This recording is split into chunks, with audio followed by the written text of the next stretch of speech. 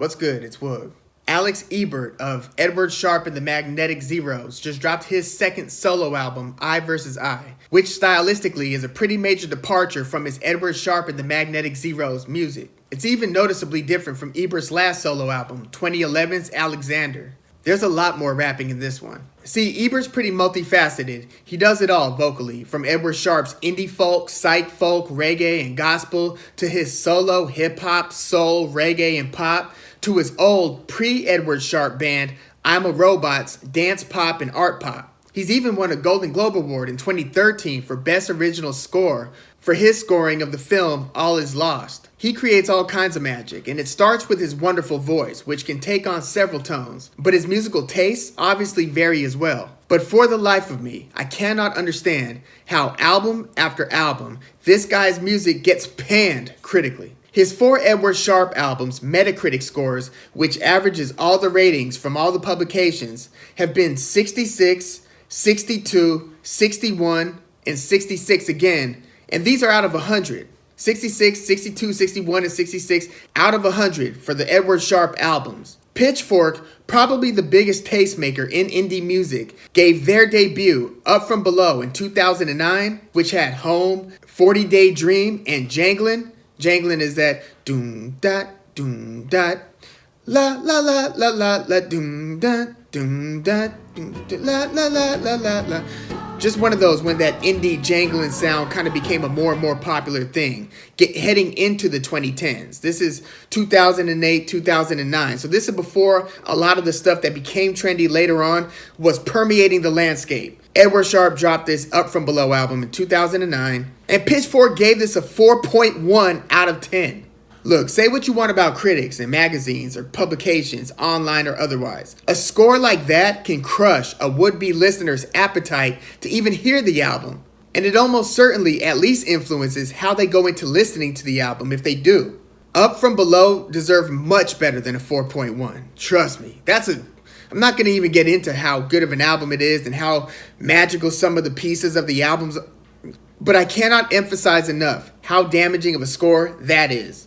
But aside from the critical hate, they were developing a nice following and even played that 2010 Coachella. I think that was the Jay-Z, Muse, and I'd have to look back and see who Night 3's headliner was. But I was there, 2010, Jay-Z, headlined the main stage on night 1. LCD Sound System was on that stage before him, killed it, but Jay came through. But yeah, Edward Sharpe was already making a little indie splash and was on that Coachella bill. Wow, yeah, look at that lineup. Look how low Beach House and Portugal the Man were. Damn. Even Little Dragon was at the bottom of that lineup. That's taking it back a little. So after the Up From Below debut, Alex Ebert quietly releases a solo album called Alexander before creating Edward Sharpe's second album, Here.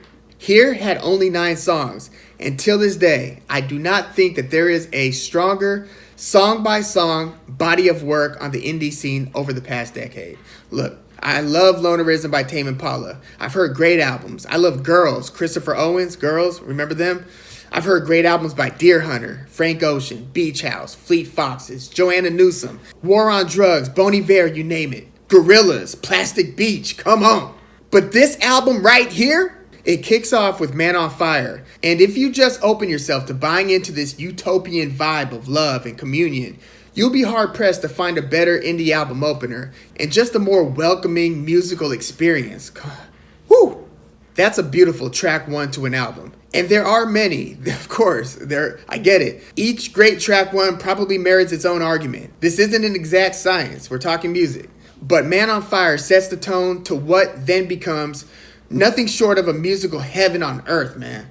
I'll spare you the song-by-song breakdown, for now, but sheesh. And their live show only strengthens that vibe. It was such a warm concert, 8 to 12 musicians. It was called the Big Top Concert, and it was in this circus tent with a rotating stage. So at one point of the song, you're closer to the harp, or actress Nora Kirkpatrick, who's also a band member, on the accordion with the keys. And then the stage keeps going. So now you're by the horns. And then, Alex Ebert is playing to all parts of the crowd, along with Jay Castrinos, both of the vocalists. Just a magnificent experience, and it kind of confirmed what you were feeling in the songs from those first 2 albums. It'd be 8 to 12 to 15 musicians playing an assortment of instruments. There was nothing like their live live show, especially with the style of music that they play.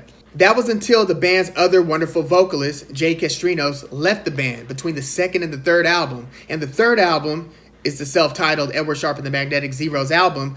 It only features Jade because the songs were mostly done around the times the songs for that second album here were recorded. Same sessions, generating 2 albums, here being the better of the 2. When Jade left the band, she took something that couldn't be replaced on the records or at the shows. She's a force, especially within that band. And since leaving the band, she went on and was a part of that Echo in the Canyon. It was like a kind of a tribute show to the Byrds and the Crosby Stills, era out in Laurel Canyon in the late 60s, mid to late 60s, just everything that developed culturally in that part of LA. There's a documentary and a soundtrack to that. Jade is a part of both. It's headed by Bob Dylan's son, and it features Fiona Apple, Jade Castrinos, Regina Spektor, and others, and then Beach Boys come in and they cover Beach Boys songs. So on the actual documentary, you see Stephen Stills talking, David Crosby, Brian Wilson of Beach Boys. Great stuff. But Jade was a part of that. She was no longer a part of Edward Sharpe and the Magnetic Zeros, and the band paid dearly for it. It was just a perfect lightning in a bottle scenario. Her and Alex were amazing together. I can't speak on their love life. They had a relationship, but I'd imagine that dissolving would play into the disillusion of her relationship with the band, which was a creation of Alex initially. But the band's moved on and has made some good songs. They had a 4th album, Persona, with a capital A, so Person A. But I thought that their first 2 albums, Up From Below and Here, were by far the strongest. And I really like some songs from Alex's debut solo in 2011. And I think I'm really liking this new album, I vs. I, Ebert's second solo, released just this past week. And I really hope that he catches a break with the critics here, but I don't know. This is a daring album. He's rapping, he's ranting, he's taking some interesting and abstract approaches to his songwriting. This isn't experimental music in the categorical sense, but he is experimenting his ass off with these different styles. I love it, but I just think that taking chances like that can really backfire with some of these critics, especially if they were already crushing him for his Edward Sharpe music. Regardless, before the critics tell you that this album sucks, which I really hope they don't, give this album a listen. Quick, like now. You got Spotify, Apple, YouTube, Pandora. Well, you can't request on Pandora. I know you couldn't. Can you now? Look, you've got some way, whether you're streaming or purchasing the album. Beat them to the punch. Listen and give yourself a chance to like it before they tell you not to. Then go back and listen to Edward Sharpe's first 2 albums, and then try to tell me that second album here isn't a damn good album and shouldn't have been on these best of 2010s decade lists. God, why do they shade Edward Sharpe's music? They do the same thing with Christopher Owens' Post Girls. Not as bad as they do Edward Sharpe, but ever since Christopher Owens disbanded Girls, which had a bunch of momentum going, I haven't seen his 2015 album, Chrissy Baby Forever, really get the praise that it deserved from the critics. They barely covered it, but listen to this new Alex Ebert I vs. I album. Just listen to it, quickly. Also, please like the video and subscribe to the channel if you're into this music talk. I'm Woog, thanks for tuning in.